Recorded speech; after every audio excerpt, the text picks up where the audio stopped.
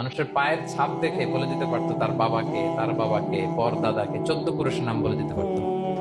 শুধু মানুষই না, তারা উটের পায়ের ছাপ দেখে, উটের পায়ের, মরুভূমির বালুতে উটের পায়ের ছাপ দেখে ওই উট কোন বংশের, ওই বংশের ওর নাম কি, ওর বাবার নাম কি, ওর দাদার নাম কি, 14 পুরুষ এরকম ছিল।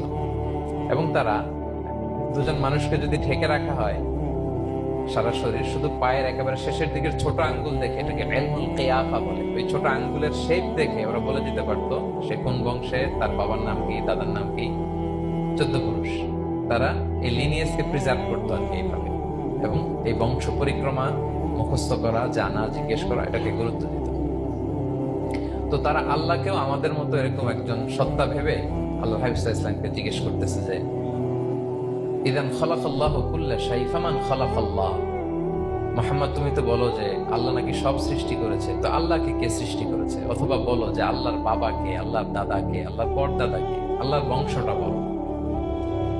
তো তখন এই তাদের এই প্রশ্নের জবাবে আল্লাহ তাআলা সূরাতুল ইখলাস নাজিল করেন যে কুল হুয়াল্লাহু আহাদ, এ নবী আপনি বলুন আল্লাহ হচ্ছেন এক, অদ্বিতীয়, ইউনিক, অ্যাবসলিউট। আল্লাহুস সামাদ, তিনি হচ্ছেন সামাদ, তিনি কারো প্রতি নির্ভরশীল নন, অমুখাপেক্ষী। লাম ইয়ালিদ ওয়া লাম ইউলাদ, তিনি কাউকে জন্ম দেনও নাই, আবার তিনি কারো কাছ থেকে জন্ম নেনও নাই। ওয়া লাম ইয়াকুল লাহু কুফুয়ান আহাদ, তার সমকক্ষ, তার মতো, তার সিমিলার মহাবিশ্বে দ্বিতীয় কেউ নাই। সুবহানাল্লাহ।